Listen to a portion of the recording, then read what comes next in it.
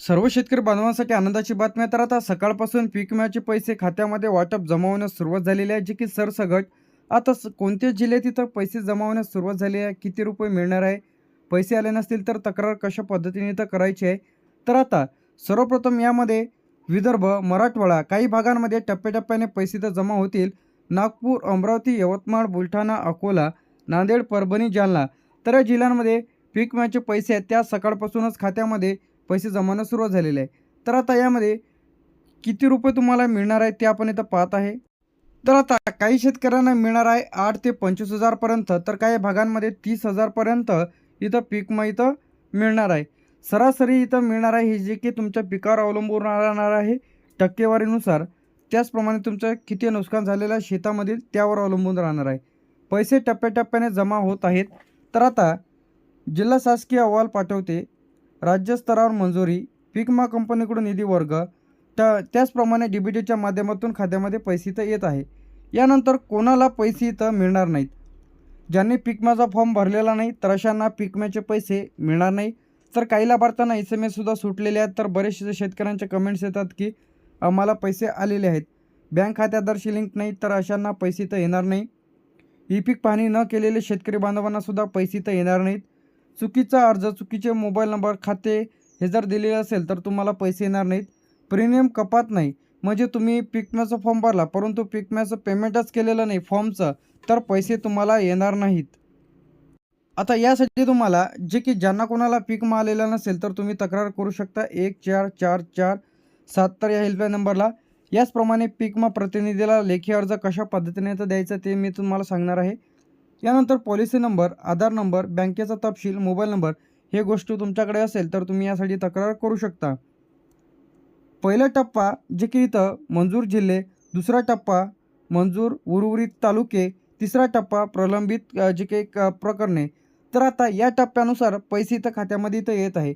Bank खात्यामध्ये जमा होण्याची जी काही प्रक्रिया आहे, पीक विमा कंपनीकडून यादी तयार केली जाते. आता यादी ज्या इथं जाहीर झालेली आहे, काय झालेलं आहे इथं यादी जाहीर झालेली आहे. यादीमध्ये तुमचं नाव आहे की नाही लगेच तपासा. राज्य शासन पडताळणी होते. PFMS पोर्टलवरती तुम्ही चेक करू शकता. थेट खात्यामध्ये पैसे इथं 7 ते 15 दिवसांमध्ये. तर आता यामध्ये विशेष स्थितीत वेगवेगळे नियम, गारपीट, पूर, ढगफुटी 72 तासाच्या तुम्हाला तक्रार करणे आवश्यक आहे. आता जर तुमच्या शेतामध्ये पिकाचे नुकसान झालेले असेल, जास्ती पाऊस झालेला असेल, गारपीट झालेली असेल वाऱ्यामुळे, तर अशांनी 72 तासाच्यात तुम्हाला तुमचा क्लेम करायचा आहे. म्हणजे नुकसान भरपाईचा दावा तुम्हाला 72 तासाच्यात इथं नोंदवायचा आहे.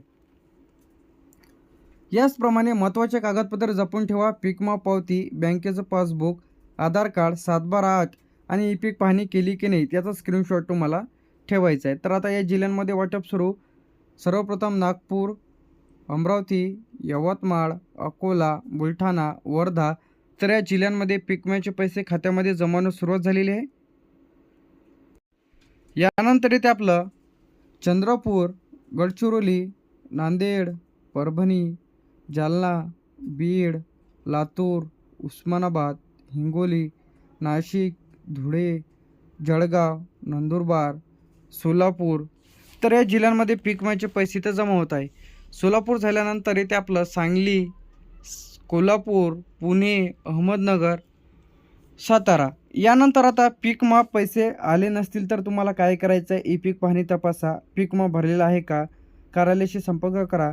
जी की मी तुम्हाला हेल्पलाईन नंबर दिलेला होता 1444714447. तर या हेल्पलाईन नंबरला तुम्ही कॉल करा.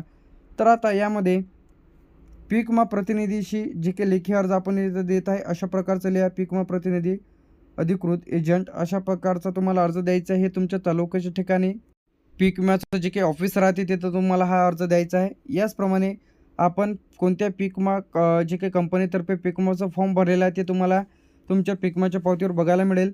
यानंतर तुमचं गाव लिहा, तालुका, जिल्हा. तर तुम्ही याचा स्क्रीनशॉट काढून घ्या. पीक विमा नुकसान भरपाई रक्कम जमा न झाल्याबाबत विनंती अर्ज. महोदय येईल इथं तुमचं संपूर्ण नाव टाका. XYZ तुमचं जे काही नाव आहे ते, राहणार, तालुका आणि जिल्हा. यानंतर मी खरीप हंगामसाठी. तर आता यामध्ये तुमच्या पिकाचे नाव लिहा. त्याचप्रमाणे खाली आल्यानंतर हे संपूर्ण मायनं जसंच्या तसं लिहा. तुमचे नाव लिहिल्यानंतर आधार क्रमांक लिहा, पॉलिसी क्रमांक. तर आता हे पॉलिसी क्रमांक तुम्ही तुमच्या पीक विम्याच्या फॉर्म पावतीवरती बघायला मिळेल, ते टाकायचं आहे. यानंतर तुम्हाला तुमचं बँकेचं नाव लिहा, खाते क्रमांक व्यवस्थित टाका, मोबाईल नंबर, सर्वे नंबर आणि गट क्रमांक एकच आहे, तिथे व्यवस्थित टाका. सर्व माहिती भरल्याच्या नंतर आता तुम्हाला तुमचं नाव टाका आणि दिनांक टाका. त्यासोबतच तुम्हाला तुमचं आधार कार्ड, बँकेचं पासबुक, पीक विम्याची पावती, 7/12/8 आणि मोबाईल नंबर इत्यादी कागदपत्र त्यासोबत तुम्हाला अर्जासोबत जोडायचे आहे. हे पीक विमा प्रतिनिधीशी तुमच्या तालुक्याच्या ठिकाणी जिथं राहते तिथं तुम्हाला नेऊन द्यायचे आहे. त्यानंतर 14447 तर यावरती सुद्धा कॉल करून तुम्ही तक्रार करून टाका की आम्हाला पीक विमा आलेला नाही. त्यानंतर तुम्हाला संपूर्ण माहिती तिथून बघायला मिळेल. यानंतर तुम्ही नवीन ऑप्शन आलेला SMS द्वारे किंवा WhatsAppच्याद्वारे मजकूरसुद्धा तुम्हाला इथं देणार आहे मी. कशा पद्धतीने इथं तक्रार करायची आहे तर इथं तुम्हाला तुमचं संपूर्ण नाव लिहा, गाव, तालुका, जिल्हा, खरीप, त्यासाठी पिकाचे नाव लिहा, पॉलिसी क्रमांक. आता पॉलिसी नंबर जे काही पावतीवरचा नंबर टाका. आता त्याचप्रमाणे त्यासोबत तुम्ही जे काही क्लेम केलेल्या 72 तासाच्या तक्रार नोंदवलेल्या आहे ते सुद्धा क्रमांक टाकून तुम्ही तुमचा बँक खात्याचा नंबर टाकून तर अशा पद्धतीने तुम्ही तक्रार करू शकता.